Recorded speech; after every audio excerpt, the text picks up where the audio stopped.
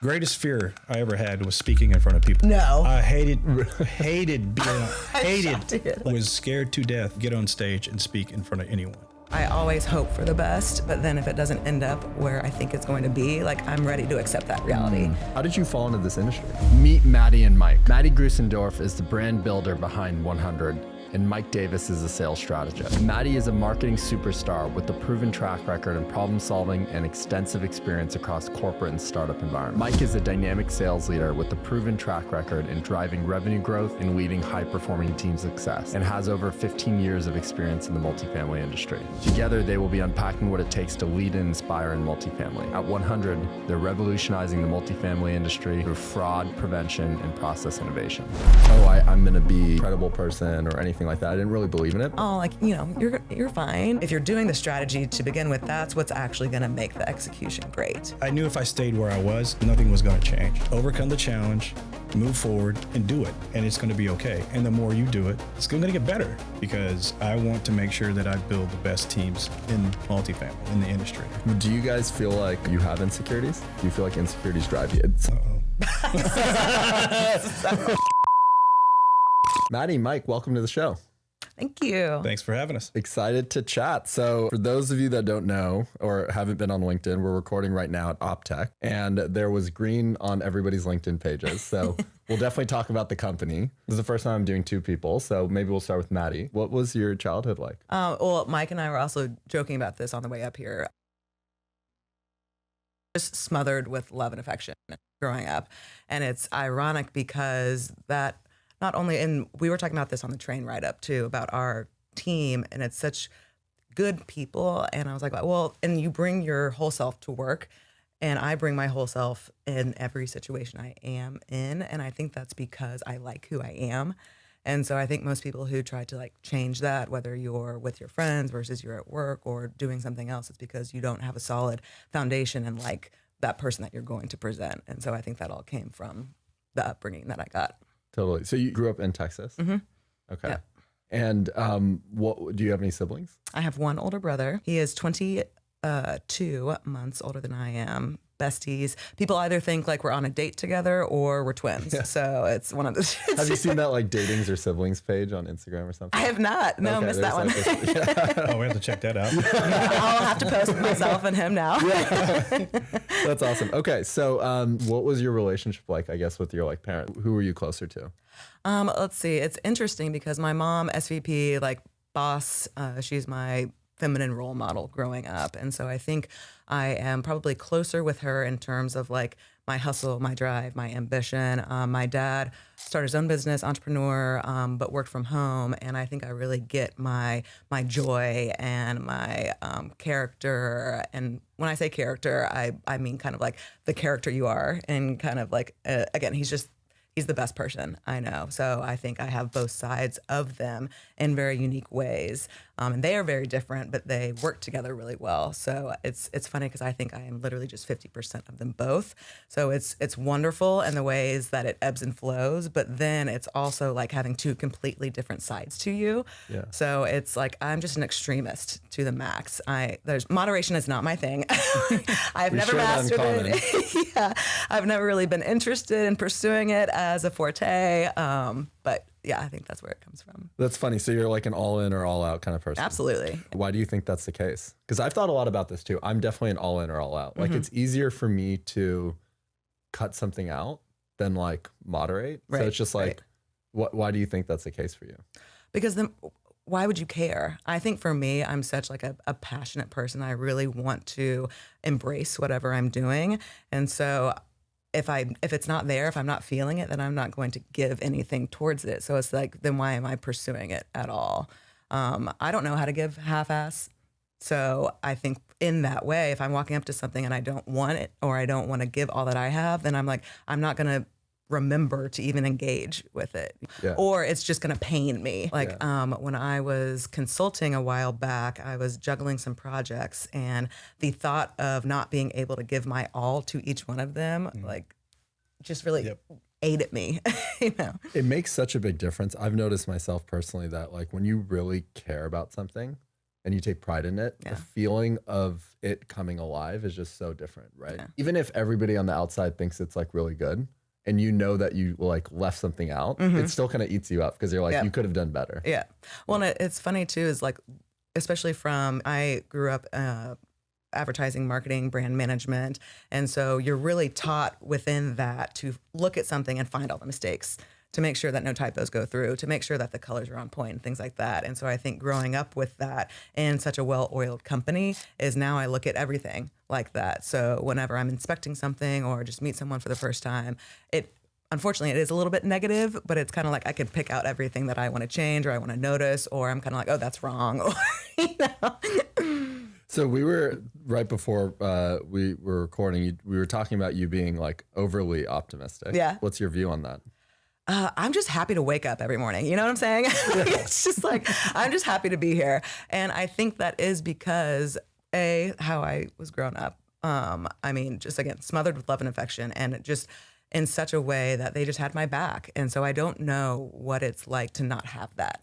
You know, my family's super close. And so I think a lot of people who are searching for that or have a negative perception probably missed out on that. So I think just having that solid foundation starts you off with, I don't have a lot to complain about. And I know that I'm very privileged and to have that. So it's like, I want to give that back, you know, too. Do you find that, I think that there's an equation for happiness, which is like expectations minus reality. Usually when you like expect a lot and your reality is different from your expectations, there's like that dissonance. You being like really optimistic, do you feel like you ever encounter a similar thing where you're expecting a lot, you're thinking optimistically, but the reality is different? Do you feel like you have highs and lows because of that? To answer response. So the front half of that is, I like to say I'm an optimistic realist. So I always hope for the best, but then if it doesn't end up where I think it's going to be, like I'm ready to accept that reality. And I think that also helps you move on and bounce back a lot quicker. And then the second is, my father always taught me to give more and expect less. So I think with those two things in mind, like you're always putting out what you want and how you want it to be, but then you aren't expecting to get that back necessarily, and you're ready for the reality of what it's going to be. Yeah. No, that reminds me of, there was a story I came across. It's called the Stockdale paradox. So there's this general in the army that I'm going to butcher the specifics, but he was taken captive. He, after many years, it was a prisoner of war. He eventually got out, and people were interviewing him and asking him like, why did you, like, why were you the one that survived when many others didn't? And he was like, you know, the people that actually didn't survive were the optimists. But the people, because every Christmas would come around and they'd be like, we're going to get out. We're going to get out by Christmas. We're going to get out by Christmas. And that would never happen. Yeah. And he said what he employed in his mindset was, I'm actually like an optimistic realist, right? He knew he was going to get out, but he didn't put a timeline on it. Right. So now it's called like the Stockdale paradox. So I actually like use that a lot in my mind, is like, I know I'm going to be successful, or I know I'm going to X, Y, Z. I don't know when, I don't know how, but it's like kind of like you have to balance self-belief with like, you know, non-self-belief or realism. Yeah. I saw the funniest meme the other day that was like, I'm a sadistic positive person. It's like, you're going to be happy today because you have to, or you're going to be happy today because there's no other choice. And it was like this forcingness, but then it's around a positive idea, but it's kind of like, no, this is the situation, but it's happy. So yeah. Awesome. Okay. So that was a little bit about your child. How did you fall into this industry? That's actually a very funny story. So in college, I was the editor-in-chief of our student-run magazine, DMAG.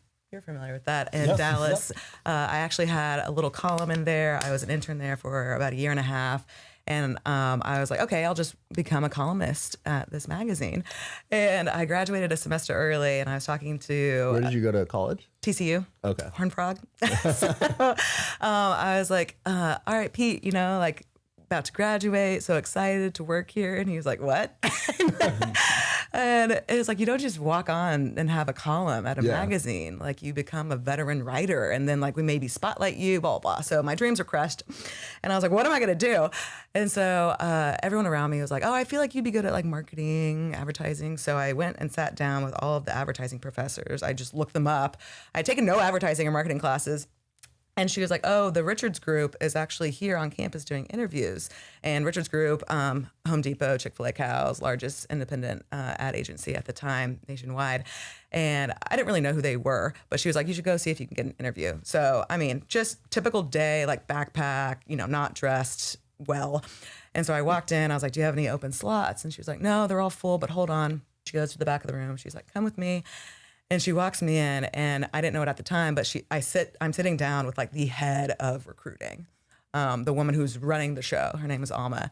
And I sit down with her, and so she's like, what's your laser focus in marketing? What do you want to do? I was like, I honestly just started learning about this like 5 minutes ago, to be honest. And she took pity on me for some reason. And so she mapped out how like an advertising agency works. Yada, yada. I was like, oh, that sounds cool.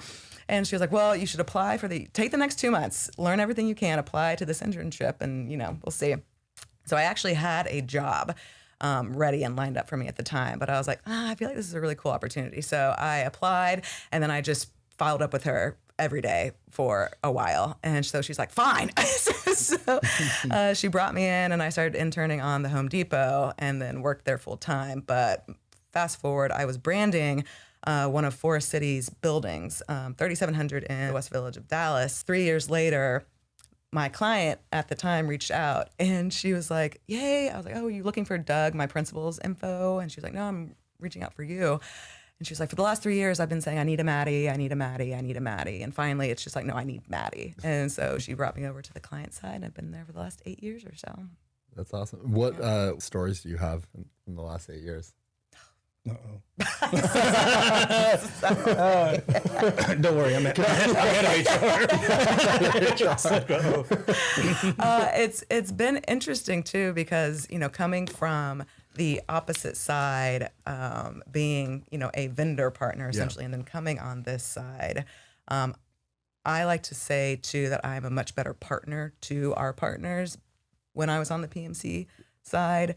And for the same reason that I was a much better partner to advertising agencies, because I could not only relate, but I knew that if you're a terrible client, you're going to get a terrible product. It is a partnership. And so you do have to ebb and flow with these people to get what you want. And sometimes what you're hiring them for a good, for a service. So just because you want something, I remember every advertising agency, their lookbook, if like something is terrible, they're like, this was the client, like this was not us.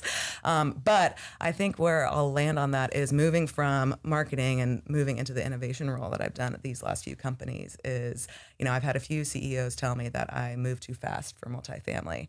And that Really? What is that? Why do they say that? I just execute really quickly. And I think for multifamily, it's the industry that doesn't want to change because they haven't had to. Everyone needs a place to live. Everyone will pay rent, will put up with a lot. So you don't really have to push what you do. When I was at Veris, I remember one of for innovation, we were looking at sustainability. That was a big pillar for us. And so I was looking more at, okay, we can actually get equipment that can tell us when the elevator is going to go out like 6 months before we even know it. But it's like, but what's the ROI on that? I'm like, well, it's going to be 3 to 5 years. And it's like, no, we need that to be like a year. So it's things like you do want change, but you want it quicker than what it's like the long-term goal. But what I found and why I'm on this side now, it's like, okay, I can still be involved in multifamily, but I can run as fast as I want. Yeah, I know. I was about to say, I was like, executing fast is like exactly what you need at a startup. So you're in the perfect role. Yeah. And I think they do want change, but they were comfortable with change maybe in 3 years when I could do it in 3 months. Yeah. So it's just like, I'm not ready for all of this right now. So did you feel like blocked or stifled? Yeah, for sure. Yeah. Just in terms of, because I think for me, especially in an innovation role, there's so much that you could be doing. And so to present that, but then also you have to have the on-site teams pick it up, run with it, and be able to use the tech. So it's a tough role to be in because you always want to be pushing more things, but it's like, we can do one thing a year. Totally. Okay, so I know it's been talked about a lot, the booth at Gold Oler. Yeah. Tell us something about that whole experience that you haven't talked about already. I think the booth was great, but it was really challenging to get there. And I think the brand evolution was challenging to get there.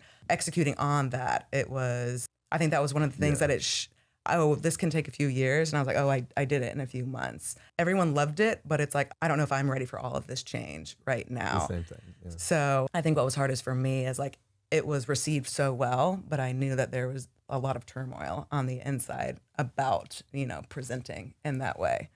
Did you feel like internally it was as good as everybody thought it was? Oh yeah, I thought it was better. Well, it was so funny because that was the one thing that I got to do exactly how I wanted. That was the one thing that I got to execute completely just how I wanted to do it. So I think for me it was, and that's why I say it was better, because I knew we had to do it that way. I knew if we were going to have an 800 square foot booth, it had to be gorgeous. It had to be something that people wanted to tell other people about. And so I was just really proud because I was like, it was a huge bet. I was like, if this flops, I'm done. And it didn't. It did the exact opposite. And I often find that like usually when people are willing to take have you heard the phrase fortune favors the bold? Mm-hmm. Like there's so much that when you do something out of the ordinary, it's almost like you're entering a space where there's like no competition. Right. When there's no competition, like it's just easy to win. Mm-hmm. Right. And something I've been thinking more about is like, how do you play games where the game itself is set up for you to win? In the sense that like, if you're just trying to compete, then you're always going to try to compete. But if you do something like completely different, Mm-hmm. you're just like, it's like a one-of-one situation. Right. Right. And I think that's what it was like for your guys' booth. Mm-hmm. Is there's just like nothing really like it. Well, that, and we had 135 of us there, and like, obnoxious gold hats and just the energy that was there. And I think that was my favorite part too, is all of our employees coming up to the booth and being like, everyone's asking like who we are. Like, this is so cool. Like the payoff, granted, like we did get a deal out of that. So there was actual ROI, but the payoff of your people and them feeling proud to be a part of the company, like was limitless, and that's priceless. And that probably shows up in their work, right? Yeah. Like after that, just feeling proud to be a part of a brand like that. Right. Well, and that's what I took away, because I was like, everyone's talking about how gorgeous the brand is. Let's pocket that. That's awesome. That's awesome. Mike, how are you? Doing well. Yeah. Just listening here. He's like, what is it my turn? We covered some of this on the way over here. Like we talked about what I've seen over the last few weeks. And how fast she does move, and how impressive that was compared to some of the experience I've had in the past. But that's one thing that was brought up on the way over, and I just told her, you're kicking ass. This is awesome. Thanks. She's only been here, a little while, but already had a huge impact. It's been awesome. That's awesome. Yeah. I feel like you were at, for those that listening, Mike was at Knock in his previous life, but Knock also had an interesting like marketing brand and feel, and that conference. What was it? The like after drink thing that they would give out. You know what I'm talking about? Oh, we had our little care packages, survival packages. What we taught them. So we try to always be a little bit edgy and fun, push the boundaries, hopefully not step over them. Mm-hmm. So when you're young and you're a new company and you're kind of coming out like that, you can be a little bit more edgy and more risk. So that's what, of course, we're trying to do here at 100. Mm-hmm. Yeah, awesome. That's awesome. Okay, well, maybe we can talk about you and your background a little bit. Yeah, we can. And again, first question I asked Maddie, like, where did you come from? What's your childhood like? Texas, East Texas is where I grew up. Grew up in East Texas. Maybe not as fantastic as I was listening to her. He's still smiling today. I was like, damn, you're one of those people. I was like, you had it good. So not as quite as lovely, but man, it taught me a lot of lessons. And then kind of the same way, I've learned a lot from that, and it helped me get to a point where I don't take anything for granted. I enjoy, wine tastes better, like life tastes better. Experiences for me, I think they're better because of everything that I went through. So I took it another way, actually helped me level up and just, I think, become a better person and enjoy people, enjoy team building. That's something that I really, my early life, very football and team oriented because everything else wasn't so great. So I really gravitated towards the team, coaches and like just the overall like football. That was a founding thing in Texas, of course. It's huge, but that really helped me. And then that's why I think relationships are so important to me, and team building. And that's something I really focus on now. And I think that's helped me actually be a better coach and mentor and team builder. What were some of the challenges that you faced? Name it. It was, everything. If you want to go real deep, broken home, that was something was hard to overcome. And I forgot the data and all the numbers associated with it. A father in the home really helps the situation overall, basically. Unfortunately, I didn't have one. So I think that's why I gravitated towards the teams and the aspects of the coaches and stuff, because that's what I looked up to. So didn't have that great of that upbringing. But I knew that I had to go do something different. Like I was the first person to get a college degree in my family. And I knew if I stayed where I was, nothing was going to change. So I took that first step and I joined the Marine Corps, which really helped me out because I figured out real quick I couldn't afford college. You know, I didn't have any, no scholarship offers. I wasn't that good at football, unfortunately. I was okay. It wasn't that good though. So I went to the Marine Corps, and that was a valuable thing for me also. Just paid for my education, met a lot of great people, got to travel the world, experience different things, get me out of Texas so I can see how things are done and kind of build my own ideas of what the world is. And it really helped me overall. So what prompted you to go to the Marine Corps? I knew if I stayed where I was going to be just like everyone else in my family. And not saying there's nothing wrong with that, but I wanted something more for me. I wanted to challenge myself. I wanted, like I said, I want to get a college education. I wanted to be able to achieve more with my life and do more things with my life. And I knew that was a great first step for me. It was going to teach me some lessons, of course, you learn in the Marine Corps, not just how to drink, but there's other things there too. But what were some of those lessons? In the Marine Corps? Yeah. It's being held accountable is one of those things. If you say you're going to do something, do it. That's something that's very, honor, tradition, have courage. I think a lot of it is already built in you, but they just help pull it out of you and make it, pull it to the forefront. And you can be the best person you could be. And then you always kind of have that edge to you as a Marine. And it builds a lot of confidence in you as a person, what you may have been lacking. You didn't know maybe you could do certain things. It's like you look at tasks or you look at objectives you have and you're like, oh man, there's no way we're going to be able to do that. That could be in the back of your mind, but they teach you like, no, you can achieve, you can do things, you can, and you just use that mentality to overcome the challenges that you face and, do it. And did you find that once you started doing things that you thought you couldn't do, that like your whole your belief system of like what you could do next changed?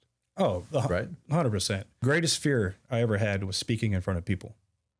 No. I hated being, like with a passion, was scared to death to get on stage and speak in front of anyone. That was, I was, even as a Marine, that was still there. So it's one of those things where it just taught me overcome the challenge, move forward and do it. And it's going to be okay. And the more you do it, it's going to get better. I never would have done this before that. You couldn't get me on a podcast. It's not going to happen. Wow. You couldn't get me on a stage. When we were, of course, at NOC, you're the team leader. You always need to be speaking and engaging with people, presenting in conference rooms. You got CEOs and VPs, very, very sharp individuals. They're going to drill you and ask you questions.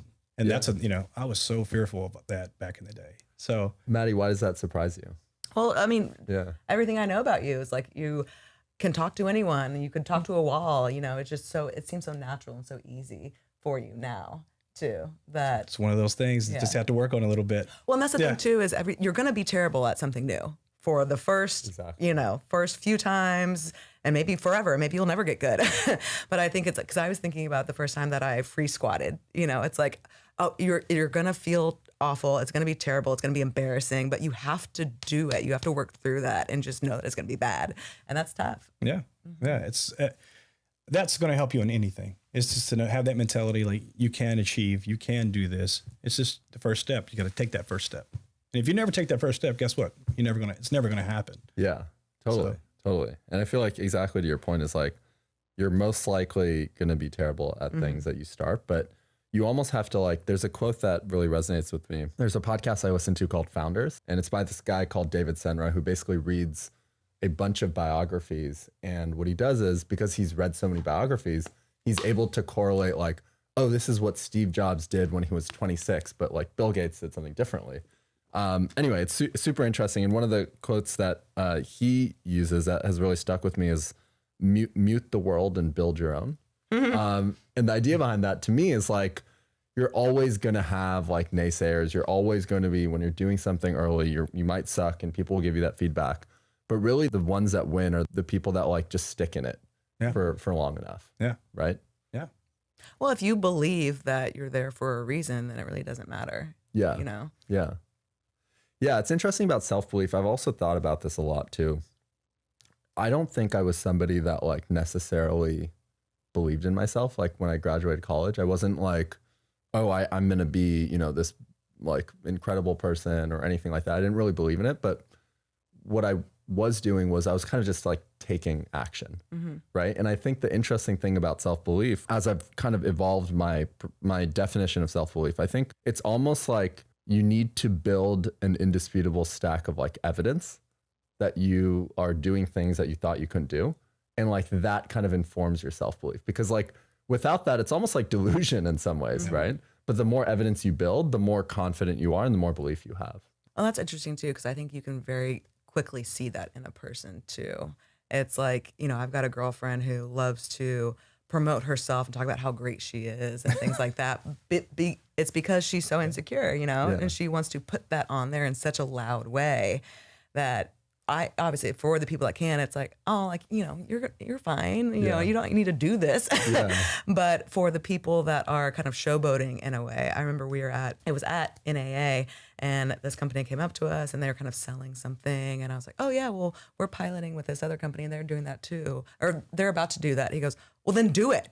And I was like, okay. I literally go, okay. Like it was one of those things where it's like, why are you being that way? Like that's showing me something that you're not trying to get across to me right now. Yeah.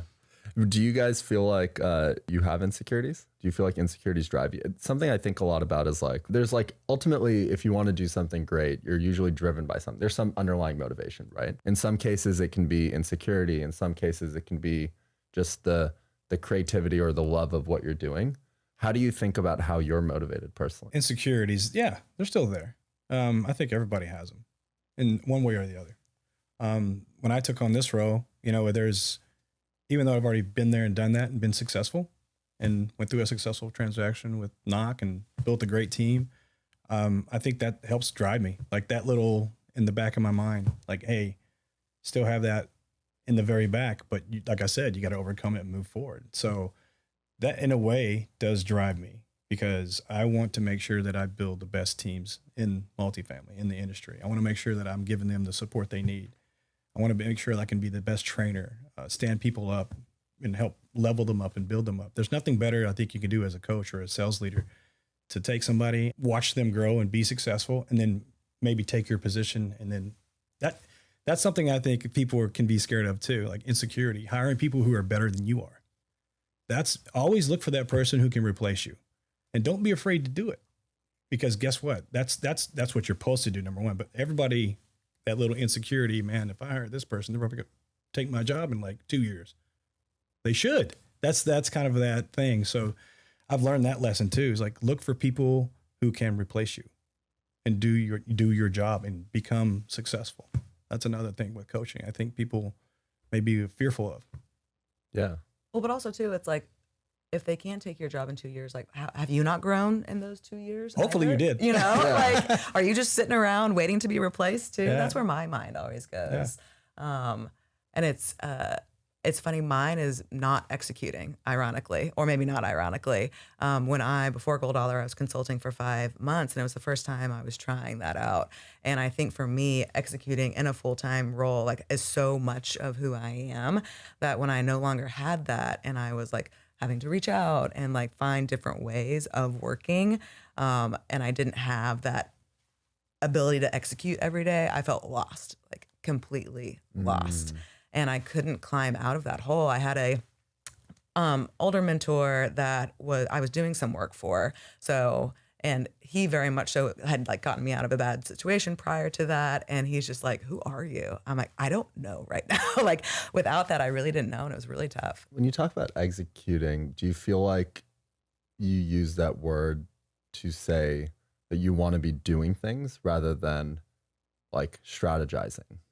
It's interesting. Right. It's funny. You get what I'm. Yeah. And because I remembered this conversation specifically with my boss at the Richards Group, I was like, I want to deliver. I want to execute. I don't want to be a strategic person. I just like getting it done, And then now where I'm sitting, it's like, that was such a young thing to like think and do, because really, if you're doing the strategy to begin with, that's what's actually going to make the execution great, but I think too, in my positions, it's very hard for me to get out of the weeds too, because I am that person that not only do I want to ensure that it gets done correctly, but I can do it quickly. So it's, my last few roles, I have been working on delegating. Some feedback of one of my direct reports, she was like, you don't micromanage, you empower me to do it. So I was like, yes, it's working. It's working. It's funny. I was talking to Matt Rogers from RPM about this. I think there's some truth to strategy coming ahead of execution because you need to like have an idea of what you're going to execute on. I also think there's some truth to like executing before strategy, because sometimes when you execute, you then get information of something, you learn something, and then that learning can inform your strategy too. So I almost see it as like, you can also do it the inverse. Well, I think that's kind of what we're doing here at Optech too. It's like, in terms of when I was looking through like our brand strategy and kind of like our voice and messaging and things like that, it's like, I was talking to Karen and wanting to finesse some things. And she's like, well, let's go to Optech, let's talk to everyone and let's understand the feedback and understand kind of where we sit with them. And then we'll take that in addition to what we think too, and then, build something out of that. But to your point, you kind of have to put it out there and then better understand. And see where it goes. Mm-hmm. Yeah. Awesome. Well, on that note, we should start talking about Get100. And like I said in the beginning of the podcast, there's a lot of splash. I think it's really inspiring for me to see such a strong brand with such a small team. That's something that we're trying to invest in more as part of our company. So maybe just tell us a little bit about Get100. Yeah, it's actually 100.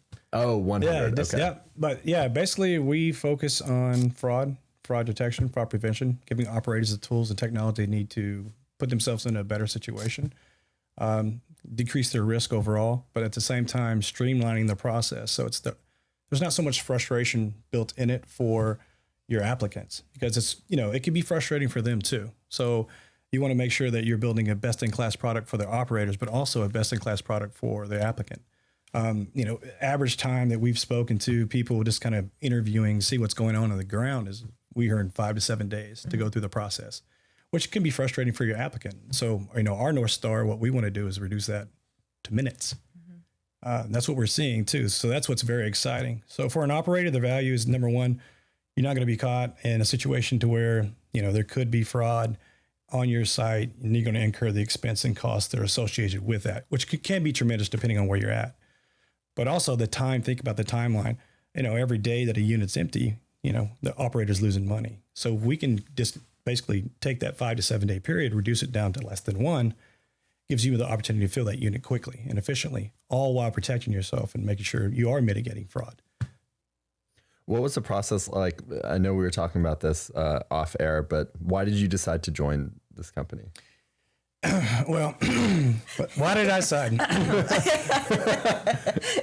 Funny thing is I competed directly against the co-founder, the CEO, Karen. She was our arch nemesis, basically, at Funnel. She was a co-founder at Funnel. So Lucas and I were having a conversation on the back of my boat down in Boca. We're just chilling. We've had a few drinks, but I was like, I'm ready to get back in it. I departed RealPage and took about 6 months off, recharged the batteries. I've been working since I'm at 13 years old. It's like time. I need a break, right? Yeah. So I was like, I'm going to take a few days off. That turned into 6 months, actually. It's on that boat for a long time. Hey, I used it, right? So we're on the back of the boat. We're chilling, having a great conversation. Fantastic Cabernet Blanquier. If you never tried it, gotta go and do that. Plug. They can Venmo me. Yeah. But we were having that conversation, and I was like, I'm ready. My energy came. I'm ready to go back into it. I want that next thing. And that's when I started having conversations with a few of the people I know in the industry. Like, what's impacting you? What's really impacting the industry? I don't want to talk about nice to haves. I want to talk about need to haves. And then I was looking at joining a few companies actually. And when I had conversations with the people I trusted in the industry, known them for 15 plus years, when I spoke about fraud and fraud prevention, fraud detection, the conversations turned to like, this is a level 10. This is a huge problem. If you can do this, if you can solve this problem, to the moon. And the other problems, they're great companies, great organizations, great people, but it was more of a nice to have. Yeah, that's nice. That's nice. But it's really not hey, this is really impacting our industry and somebody needs to solve the problem. So Lucas Bourgeois, I'm sure you guys probably heard of him. Who hasn't? He introduced me to Karen and we had a great conversation. And immediately I was expecting something else, which was, this is probably going to have a little friction here, right? Like immediately hit it off. Great conversation. I'm like, oh, she's not so bad, So it was just, I mean, I felt that same energy from her as I did from Dimitri. That same vibe came from her, like super sharp, impressive, like check. So I got really excited about the opportunity. But of course, we were way early in the process. I mean, this is 6 months ago. It's June.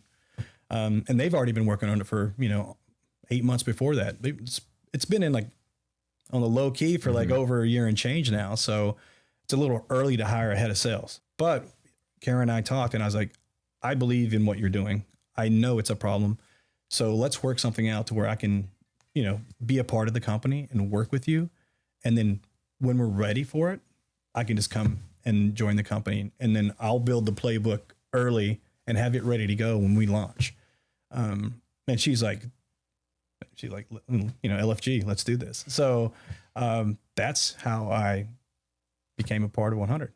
That's awesome. Yeah. Maddie? So ironically enough, in terms of like the advisory board that they were pulling together, as Gold Dollar, we were talking to them about the real page integration and understanding that.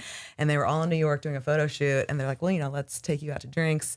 And so a week prior to that, we had Gold Dollar and I had decided let's, part ways. And so I was trying to figure out what I was going to do next.